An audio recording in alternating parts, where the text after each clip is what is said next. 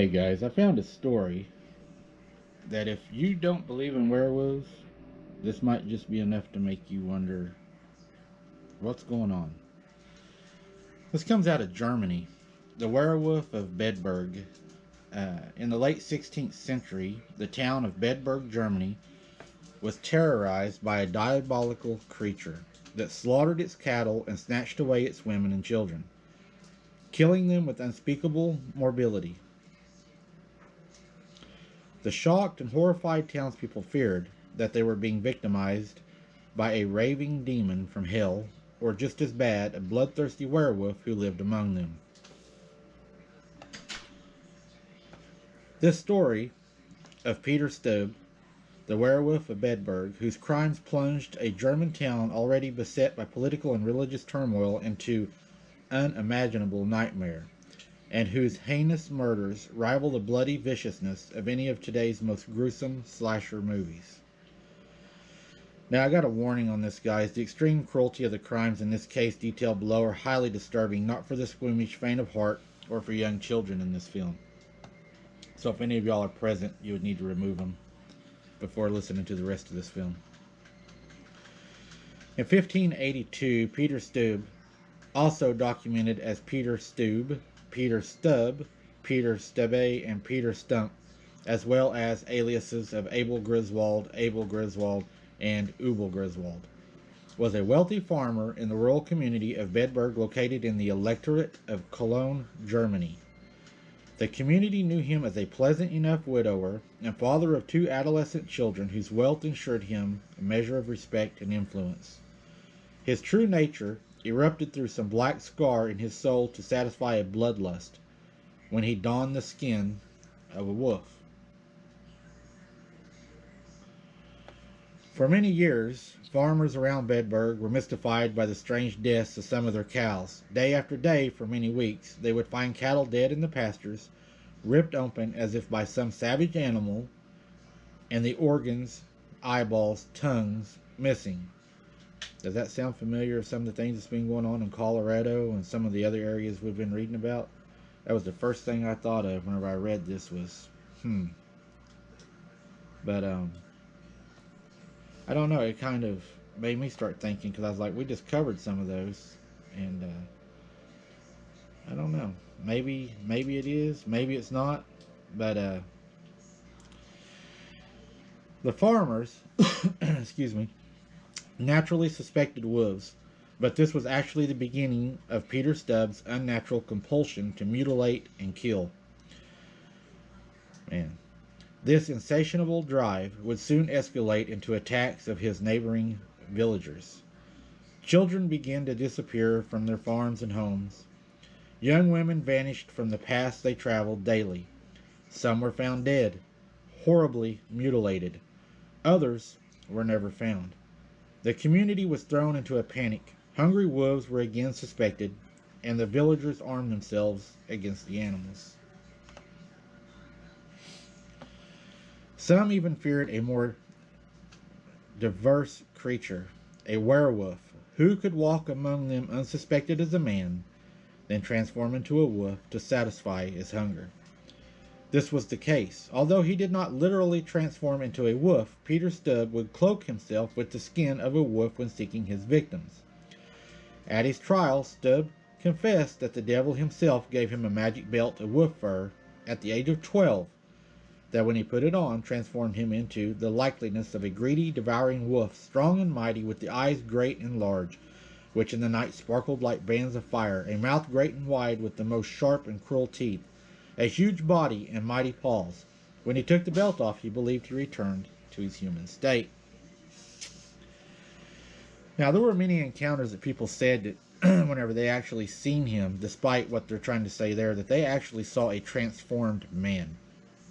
A lot of the villagers even made reports that while their children were devoured in front of them by this creature, that it was a werewolf and not a man wearing a suit.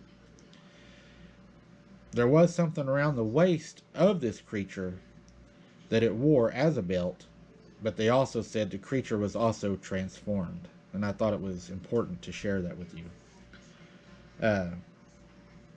Peter Stube was a damaged and deranged serial killer, and over the course of his murderous career, he was responsible for the death of 13 children, 2 pregnant women, and numerous livestock, and these were no ordinary murders. You're going to see what they're talking about in just a second. The young women, and again, if you have children in the room, please exclude them at this time, as this is a part of the story that would not be well intended for them, or for an audience that may not want to hear gruesome details. And I'll go ahead and just let y'all know that you may not like this, but it is facts and it is educational. The young women among his victims were sexually assaulted before he tore them apart. With the pregnant women, he ripped the fetuses from their wombs and ate their hearts, panting hot and raw, which he later described as dainty morsels. Small children were strangled, bludgeoned, and throats ripped open with his bare hands.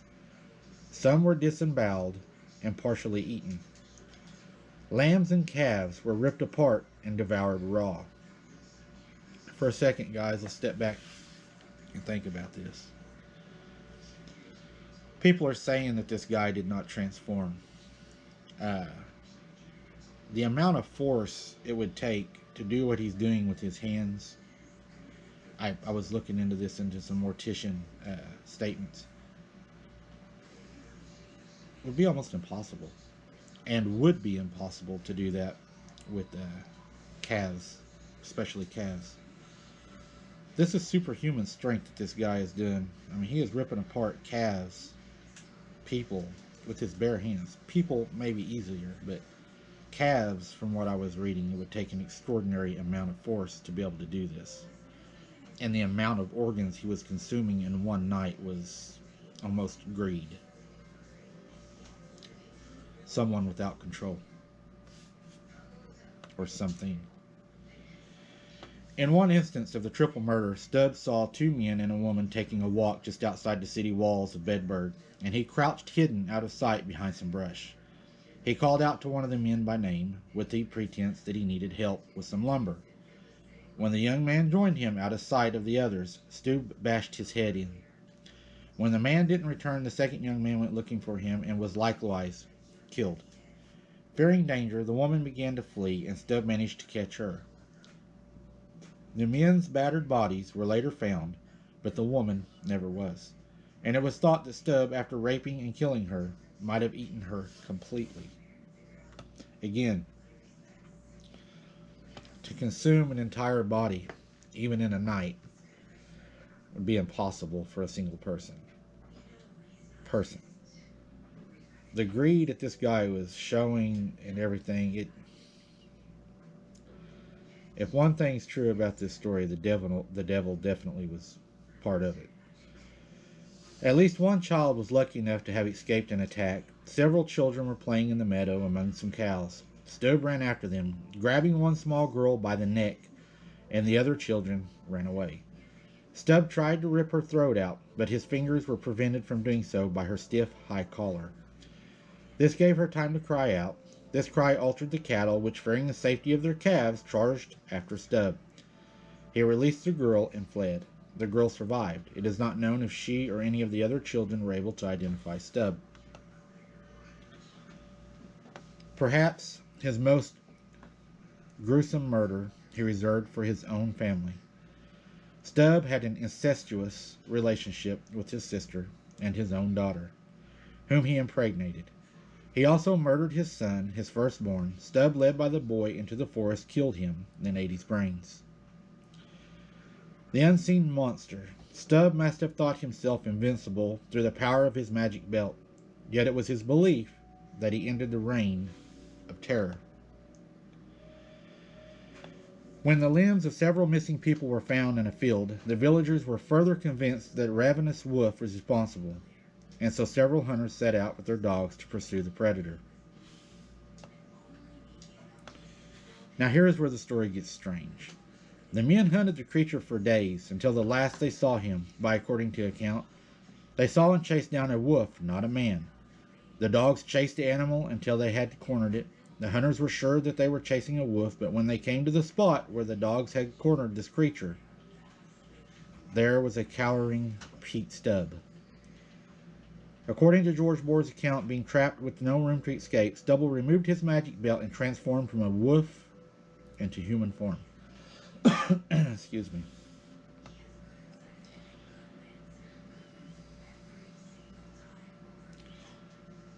Nowhere in this story it gets quite strange. The men hunted the creature for days, and the men all reported the same thing. They saw a wolf transform into a man.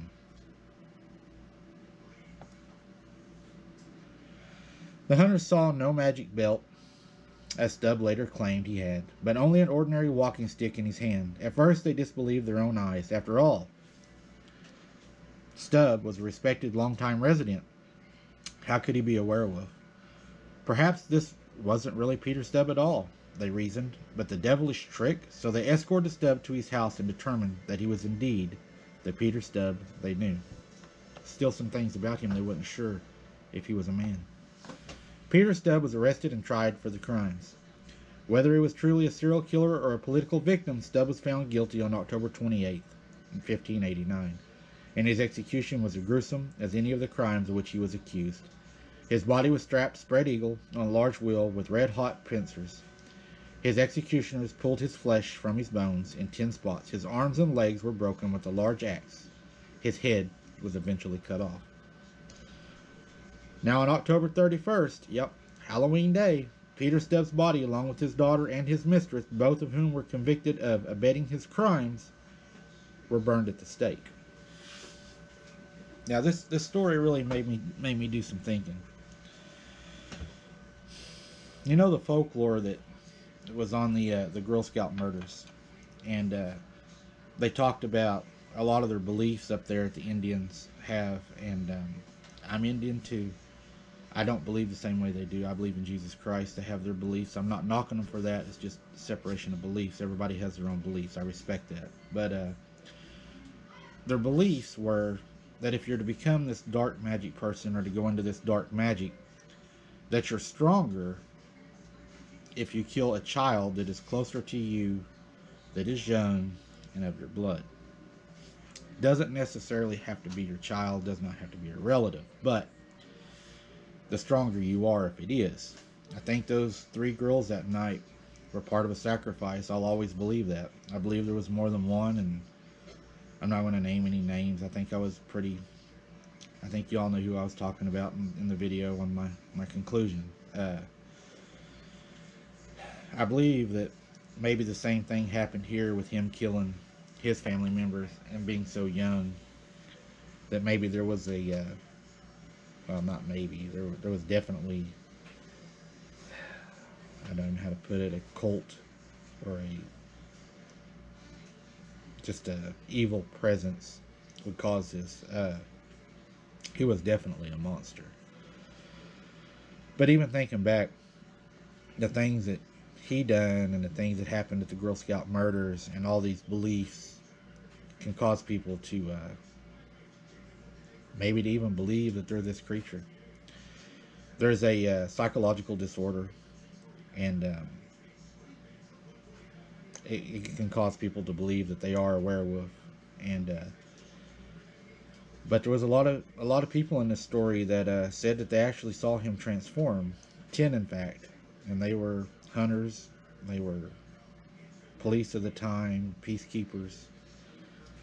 So I mean, you got 10 people that saw the same thing. You've got women that went and reported seeing it in their yards, consuming their children, saying, no, this is not a man with a robe on. It was actually eating our children and had transformed. The strength that this would have took for him to accomplish what he done with his bare hands is impossible from what I read. But he was able to do it. There's some sick things in the world for sure. Now, whether this guy transformed or he wore a wolf on him or a pelt or whatever he done, it's true that he was a killer. He killed children. He ate fetuses. Demonic presence, I would say, for sure in him. And he was a monster in whatever shape or form he was. And I'm sure definitely to the victims and to the families that suffered at his hands. this just goes to show when you're out, guys, you got to be careful. People can turn so fast. I learned that in my job over 18 years. Been in calm situations, and then a situation goes to where it's just totally hectic and out of control, and next thing you know, you got officers hurt, and sometimes even yourself. I was hurt. You can do the best you can to try to make sure that everyone's safe, but there's no 100% safety net. There's no 100% safe spot when you're in a situation that's toxic or able to explode. Best we can do is stick with your training, your gut instincts. Always go with your gut instincts. They're usually right. Never second guess yourself. Just rely on your training. So what I told the people I trained, I ain't told a lot of you all this. I was an FTO officer. I was a field training officer. And that's what I told everybody I trained. You got to go with your first gut instinct. If you second guess yourself, then a lot of times that's when you don't go home. But I thought this was an important one to share with you guys. Had a lot of credibility to it, I thought. A lot of witnesses. The murders are documented the way they did happen. So I wanted to share that with you just to show you that, you know, it opened my eyes to some things, and I'm sure I'm going to be looking into some things. But I thought it was one you all would really appreciate. I appreciate you all watching, supporting the channel, everything you're doing through PayPal, all the comments I'm getting, all the support I'm getting. You guys are awesome. I get a lot of great comments, a lot of support. And you're going to be seeing some good stuff coming, working on some things. This was a good one. I really enjoyed it. It's out of Germany. Reached outside the United States a little bit. But it's funny that this happened all the way in Germany, the way it happened, and then in Oklahoma, the Girl Scout murders, the connection, and, you know, just a blood cult kind of a deal. But anyways, guys, I appreciate you all watching. Keep your head on a swivel. Appreciate the likes, the comments. Our algorithm it fell a little bit, so get some extra time in the day. Throw some of our videos on, let them play. I got a playlist for grannies you can let play. I'm working on some others. It'll boost us a like and a comment. I appreciate each and every one of you. Until next time, guys, keep your head on a swivel, and I enjoy doing this for you.